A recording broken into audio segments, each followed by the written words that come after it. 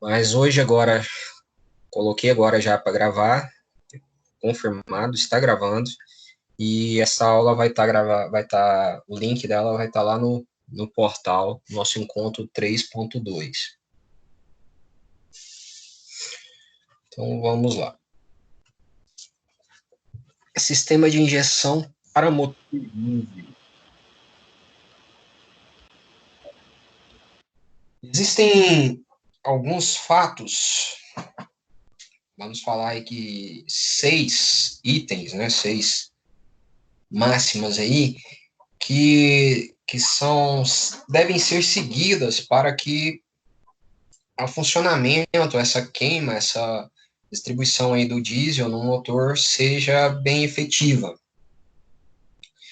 E são esses 6 itens que está descrito aqui no slide. Primeiro, dosar a quantidade correta de combustível em cada cilindro, né?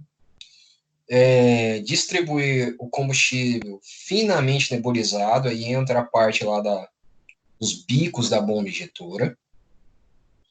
Dar início à injeção no momento correto, e é o início, fazendo uma analogia ao ciclo Otto, o momento da faísca da centelha, né? Nesse caso aqui, a gente tem o momento ideal da injeção para acontecer a explosão no momento correto. Injetar o combustível com a velocidade de injeção desejada, nesse sentido, casado, né? Então, se eu doso uma velocidade ideal aí, desejada, então eu tenho uma explosão no momento correto e uma queima uniforme. Dosar o combustível com taxas de injeção adequada, então também ligado aí. Finalizar a injeção instantaneamente sem provocar gotejamento ou pós-injeção. Isso aqui também é imprescindível no, no motor diesel, porque ele é autocomburante, né? Ele vai acontecer uma explosão através da pressão, não vai ter uma centelha. Então, se tem um gotejamento, se não tem uma estancagem ali do combustível no momento, vai ter uma contaminação da câmara de combustão, atrapalhando o ciclo posterior, né?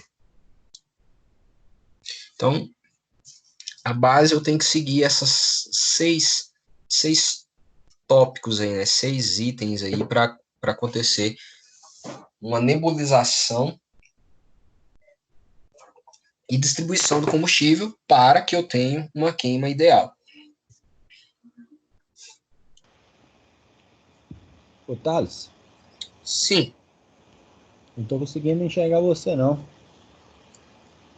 Tá vendo o slide? Não.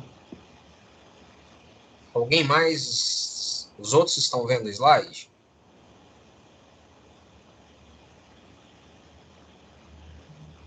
Alguém não está vendo o slide além do Carlos?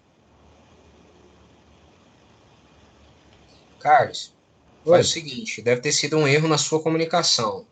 Sai e entra novamente. Eu vou dar uma pausinha aqui e espero. Tá, beleza.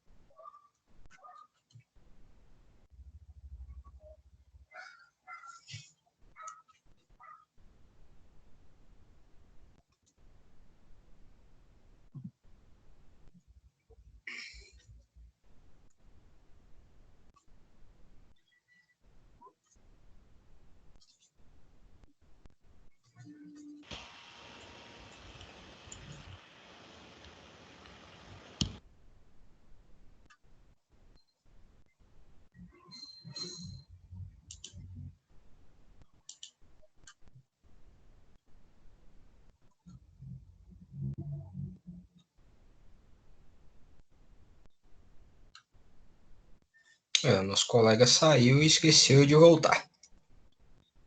Vamos então continuar aqui. Opa, pegou o Carlos. Pronto. Certo aí agora, Carlos? Agora deu certo. Beleza, então vamos continuar. Pessoal, então falando aqui desses itens, né? Necessitamos para a nebulização. E a partir disso, a gente vai falar de 4 tipos, vamos dizer assim, pode dizer que os 4 tipos principais, né? Do sistema de injeção. Tem outros, mas a gente vai se atentar a esses 4. Primeiro, o sistema de bombeamento individual, o sistema de bomba distribuidora ou rotativa, sistema acumulador e o sistema de bomba em linha. O sistema de bombeamento individual. Esse sistema ele tem 3 configurações básicas que delimita, né, que diferencia ele dos demais. Então, primeiro, ele tem os elementos bombeadores,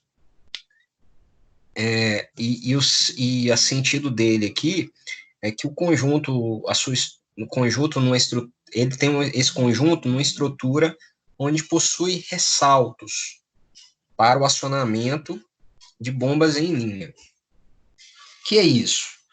É que o bombeamento eles são montados, então ele tem bombas em linha e esses ressaltos, esses eixos de ressalto é o que vai fazer o acionamento dessas bombas. Então, a partir da rotação com esses ressaltos, ele faz o bombeamento. Segundo, são associados à linha de injeção e porta-injetor. Mesma coisa, eles têm novamente em relação a esses eixos ressaltados. Então, a gente pode ver aqui que os 3 tipos é em relação a esse eixo ressaltado, tá? Esse eixo ressaltado, então ele tem um gatilho, né? Esse eixo ressaltado é um gatilho para acionamento das bombas. Então, primeiro, eu tenho a ligação de bomba em linha. No segundo, eu tenho uma bomba tubo-bico. Essa bomba, no caso, ela já está ali no bloco do motor em si, né? Já está muito próximo ao bloco do motor. Então, conjuntos completos para cada cilindro do motor. Então, eu tenho um conjunto de bomba tubo-bico. Então, eu tenho uma bomba ali para cada cilindro do motor. No terceiro caso, eu tenho o elemento bombeador e bico injetor para cada cilindro também, como eu falei, todos os 3 casos tem esse ressalto, tem esse gatilho, só que aqui eu tenho montado no cabeçote, e aí eu tenho uma bomba de bico. Então, a primeira eu tenho bombas em linhas, a segunda eu tenho uma bomba no tubo bico, né, próximo ao bico, mas no tubo em si, e a terceira configuração, eu tenho uma bomba já direta no bico injetor.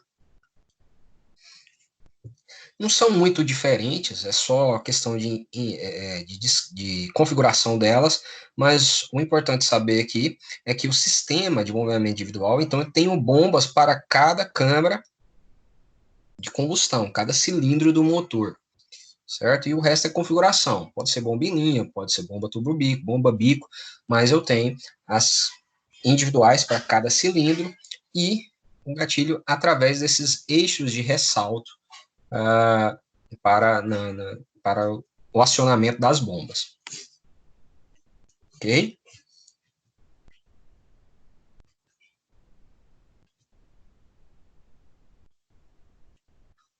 Carlos, então, pelo que eu entendi, essa classificação é feita como se fosse a disposição das bombas. colocando um exemplo que eu já tenho contato, bomba em série ou em paralelo. Seria posicionamento, essa classificação que você apresentou agora? O primeiro, a gente falou, vou voltar aqui no outro slide, rapidinho. Aqui a gente tem tipos, tá? Sistema de bombeamento, sistemas. Então, dentro de um desses sistemas, estamos falando agora do bombeamento individual, aí sim, o sistema em si é bombeamento individual, então eu tenho uma bomba para cada cilindro. Aí, quando eu entro dentro desse tipo de sistema, aí sim é igual é o que você falou, eu tenho configurações da bomba, o tipo que é instalado a bomba. Essas 3 configurações. Entendi.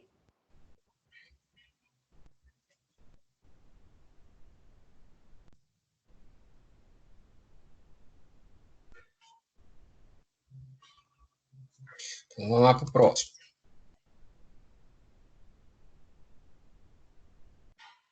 O outro é o sistema de bomba distribuidora ou rotativa, com regulagem mecânica ou eletrônica.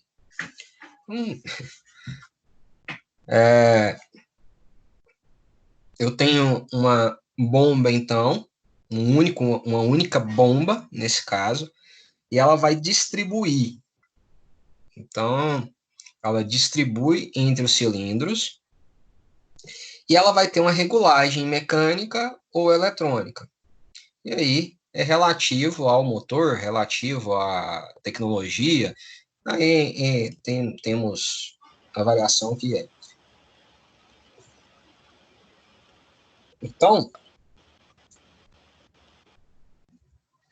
na primeira, a gente entendeu que são sistemas individuais, são bombas individuais. Aqui eu tenho uma bomba única, né?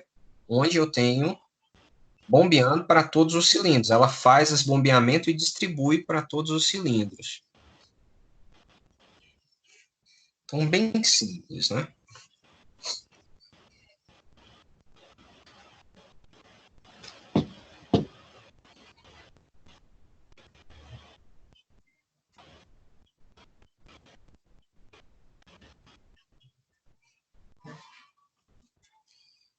O próximo item, aí eu tenho um sistema agora que chama sistema acumulador.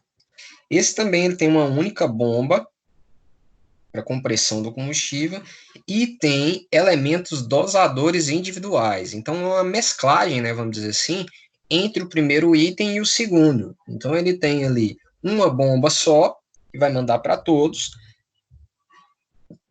mas eu tenho um dosador individual em cada cilindro.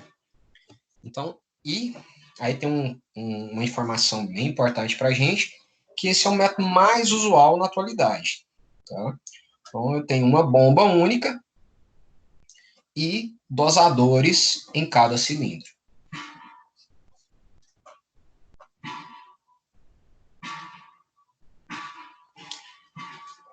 Vou fazer uma comparação aqui. A gente tem a bomba injetora e os bicos, né? Os bicos de injeção. E temos ainda o sistema de bomba em linha.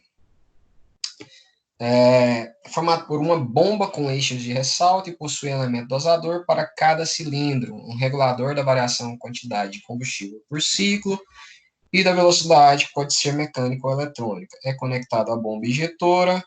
A imagem apresenta um sistema de bomba em linha para cada um motor de 6 cilindros e seus principais componentes.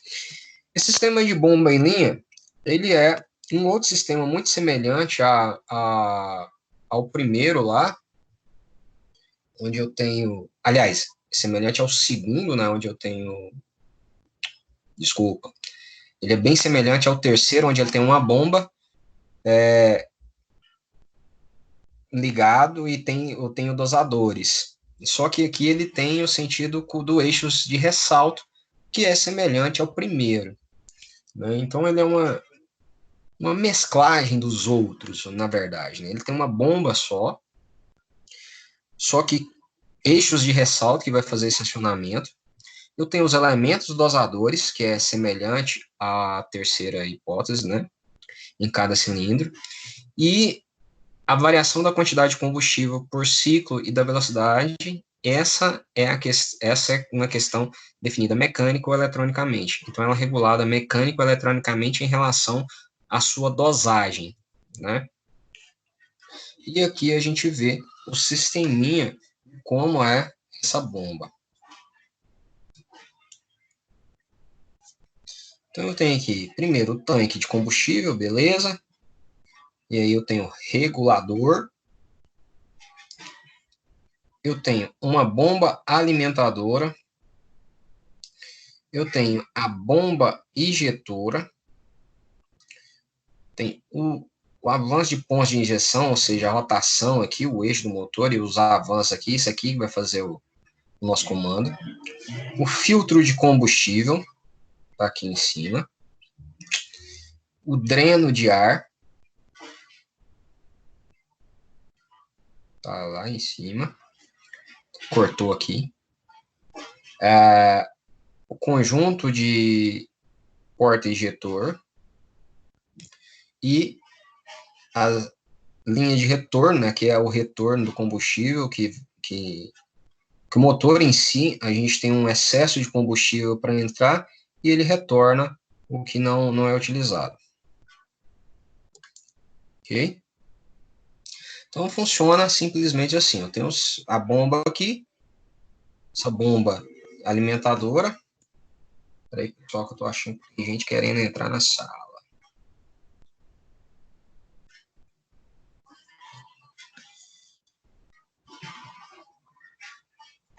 Pronto.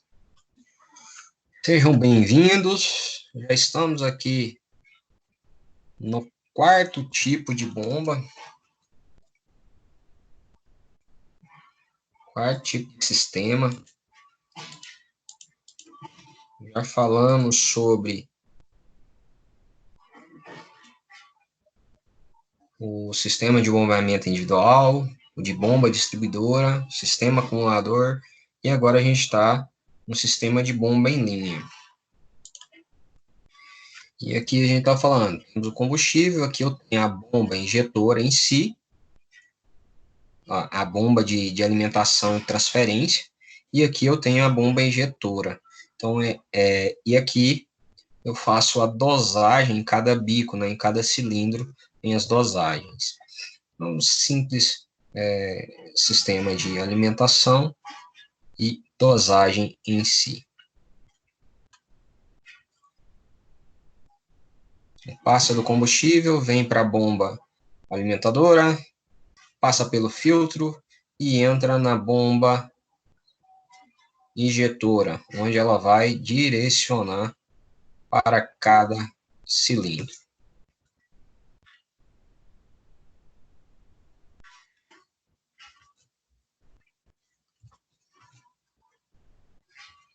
Ok?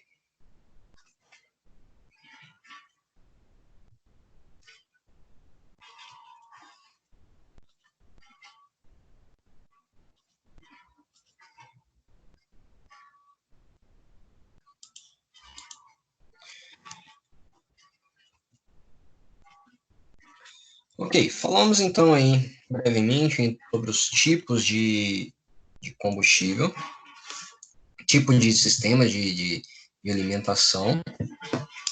E agora, um item importante, né, da estruturação desse motor, temos dois, né? Primeiro, a bomba injetora, que é muito importante, mas estamos falando de uma bomba.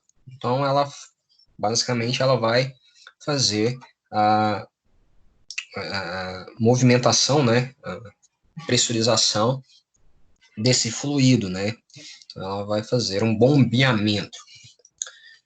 Mas, quando falamos de bicos injetores, é algo particular, né? Do motor a diesel em si. E nesses bicos injetores é onde faz essa precisão, né, da nebulização do combustível.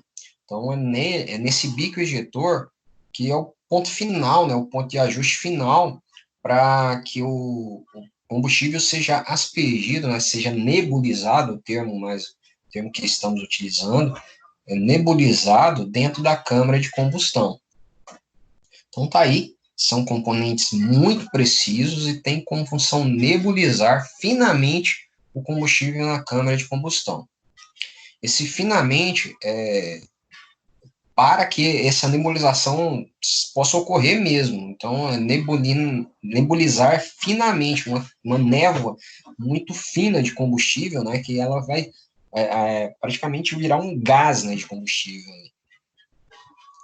Dessa forma, quanto melhor for a pulverização, maior será a eficiência térmica do motor. Então, é nítido que se a gente tiver um bico ejetor que não está em bom funcionamento, o motor diesel não vai estar funcionando legal. Então, eficiência térmica, ou seja, a queima total do combustível, depende dessa nebulização. Porque, repetindo, no motor diesel a gente não tem centelha. Então, se esse combustível não tiver nebulizado, essa queima não vai acontecer idealmente. Não vai acontecer a pressurização e a explosão vai ser deficitária. Então, vai ter uma explosão aí aquém, né, do necessário para eu ter uma queima total do combustível e uma pressão adequada que o motor diesel tem que ter, né? Vamos dizer que igual a gente viu que o motor diesel ele é um motor mais forte, um motor que gera mais pressão. Então, se eu não tivesse uma nebulização, acontece uma reação em cadeia. Eu não tenho uma boa queima, eu não tenho uma boa pressão e eu não vou ter um bom torque no motor, não vou ter força no motor. Em razão dessa característica, obtém-se economia de combustível e menor emissão de gases poluentes, além dessa parte econômica e ecológica, né? Quando eu tenho uma queima ideal, eu vou queimar menos combustível pela meu ajuste do sistema de alimentação e eu vou ter menos emissão de gases. Por quê? Porque quando eu queimo combustível por completo, eu não estou gerando fuligem do combustível, né? Apenas a queima, só vai sair carbono e fuligem, né? E água em si, né? Quando eu não tenho queima, aí eu tenho o monóxido de carbono saindo, que é o maior poluente aí em termos de motores de combustão interna, principalmente em relação ao diesel, né? Nos modernos motores diesel são utilizados bicos injetores capazes de suportar pressão e temperaturas elevadas, aspecto importante para que o motor tenha um melhor desempenho.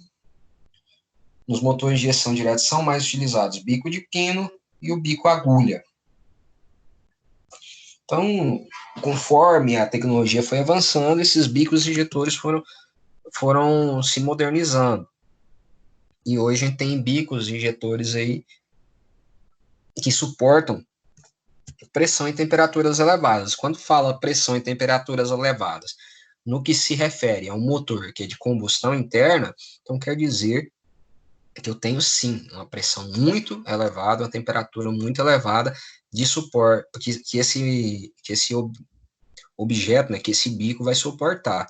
Se a gente está falando aí, por exemplo, de caminhões da década de 50, eu teria esses bicos injetores, né? Eu teria já lá o modelo de motor diesel que tinha um sistema semelhante a um bico injetor semelhante. Onde a gente tinha um equipamento que não alcançava tantas pressões na temperatura elevada, onde danificava com mais facilidade o motor diesel. Hoje em dia, com esses bicos mais adequados, mais modernos, mais tecnológicos, então a gente tem uma melhor precisão, uma maior precisão desses bicos em relação a nebulizar, em relação à alimentação desse combustível mais controlada, né, no sentido lá de estancar também o combustível. E aí tem-se dois bicos principais aí que estão sendo utilizados.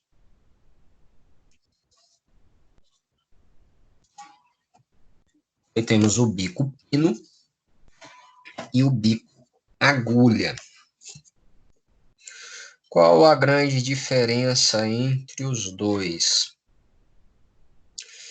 O bico pino tem a vantagem da manutenção menos frequente. Ele dura mais, né?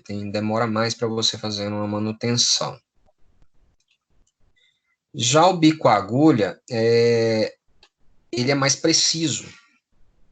Então, aí eis a questão. Eu quero um bico que vai durar mais ou um bico que vai me dar uma melhor economia de combustível? Porque essa nebulização, ela reflete no combustível também. Então, aí depende muito da ocasião. Então, isso é muito relativo a cada motor, a cada necessidade. Tal. Então, o bico de pino, então, eu tenho uma manutenção mais, vamos dizer, econômica. Se eu faço menos manutenção, então eu tenho uma mais econômica, mais durável. Já o outro, eu tenho uma precisão maior na sua nebulização.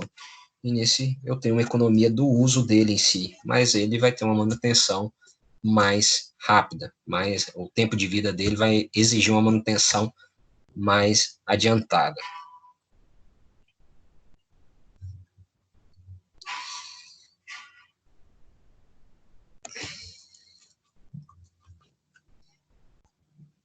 Professor?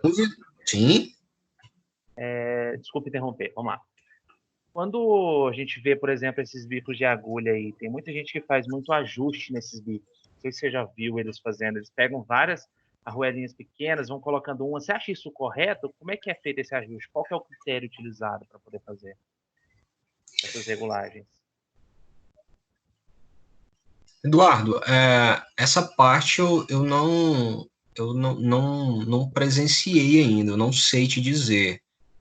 Mas, conhecendo aqui do sistema do bico em si, essas arruelas é para tirar folga. Sim, sim. Né? Então, nesse sentido, ela está prolongando a vida do bico em si. É porque como ele trabalha em altas temperaturas e pressão, ele acaba causando uma dilatação dele, uma folga. E aí, com essas arruelas, é possível prolongar a vida dele. Até por isso, né, pode ser um dos fatores que ele exige uma manutenção mais rápida, assim, uma manutenção mais breve do que o outro, por ele ter esse ponto aí de folga. Pode ser isso, eu não sei te dizer se é exatamente isso, Eduardo, mas pelo que você me informou e pelo que eu conheço do bico injetor, acredito que seja isso. Porque a arruela, ela tá colocando ali no ponto de acoplamento, vamos dizer assim, no ponto de colocar o bico ali. Então, ele não tá... Isso. Não tá... Agora, se você tá falando no sentido igual aqui, a gente tá aqui falando aqui que, por exemplo, ó, na última frase aqui no slide, nesse tipo de bico pode ser utilizado um ou mais orifícios de pequeno diâmetro. Agora, esse detalhe aqui, sim, ele faz a modificação do sistema de funcionamento. Esses bicos aqui com os orifícios é onde vai fazer a nebulização. Se eu tenho uma variação nesses orifícios, ou, por exemplo, um outro detalhe, essas arruelas também que você está falando, é em relação à mola. A mola também pode estar cansada. Nesse sentido, aí também eu posso estar causando piorando o sistema. Eu estou conseguindo prolongar a vida útil do bico em si, mas como a mola já cansou, eu vou estar diminuindo ali a precisão dele, de combustível, de alimentação de combustível, tá? Então, se for, agora eu lembrei aqui, se for essa arruela no sentido só da folga de encaixe, beleza, ele só está prolongando a vida dele, tranquilo. Se é pela questão da mola, eu tô prolongando a vida, sim, eu vou estar usando ele mais tempo, mas eu não vou ter a eficiência que ele tinha. Ele vai estar fazendo um trabalho já pior do que já estava. E, no sentido dos orifícios que eu estava comentando, se eu modifico essa questão desses orifícios, que não é simples, aí é uma coisa muito precisa para eu modificar, que são micro-orifícios, essa sim, aí eu danifico, eu prejudico a nebulização e a pressurização. Aí eu vou ter uma pressurização diferente do combustível. Entendi. Obrigado, professor.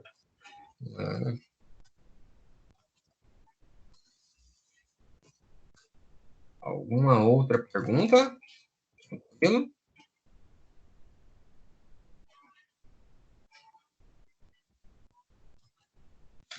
Não temos pergunta. Pessoal, agora a gente vai fazer uma atividade. Quero que vocês aí agora, individualmente, né? Cada um no seu quadrado. Temos aqui, então, uma situação Ô, plena. Thales, Oi. desculpa interromper aí, que eu entrei já a aula no meio aí. Aquelas duas atividades que você deixou no AVA, pra gente fazer e te enviar por e-mail, como é que é? Tem duas listas. Jefferson, aguarda um pouquinho. No fim da aula eu vou falar sobre esse exercício, atividade. Beleza. Beleza. Eu pensei que você tinha falado no começo, foi por isso que eu Não, perguntei. não. Desculpa aí. Assim que a gente finalizar aqui essa situação problema, a gente vai entrar nos detalhes que eu tenho que repassar a vocês sobre atividades avaliativas. Beleza? Tranquilo. Beleza, obrigado. Então, pessoal, como eu estava falando, tá uma atividade para vocês agora realizarem, tá? É uma atividade dedutiva, uma situação problema.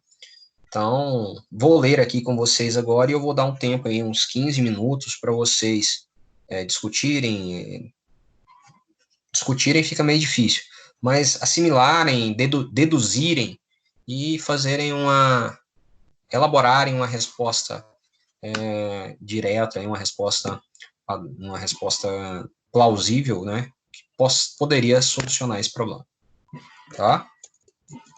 Então, vamos lá. Atuando em uma empresa de transporte rodoviário, como engenheiro responsável pela equipe de manutenção da frota de caminhões, você foi acionado visto que um dos caminhoneiros reportou aos mecânicos que os caminhões da frota estão com fumaça preta excessiva no escape. Você logo se recordou de uma experiência anterior, quando atuava em uma multinacional automobilística, e que alguns clientes haviam relatado esse problema nos automóveis. Você se recordou que, naquele momento, o problema estava na mistura combustível-ar, com excesso de combustível.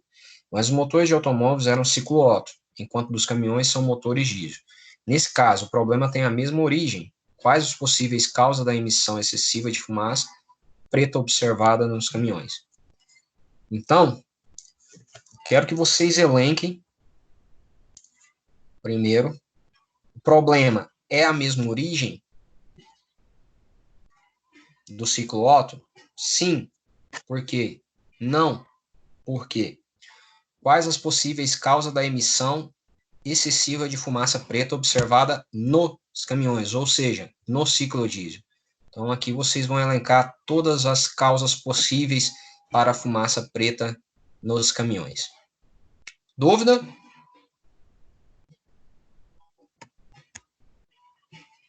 Não? Tranquilo? Vamos lá. 15 minutinhos para vocês fazerem essa atividade aí, para vocês elencarem, reduzirem isso aí.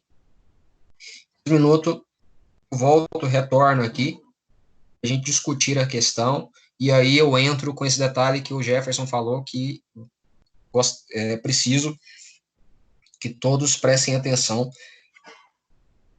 sobre a forma que iremos ter atividades avaliativas a partir da semana que vem.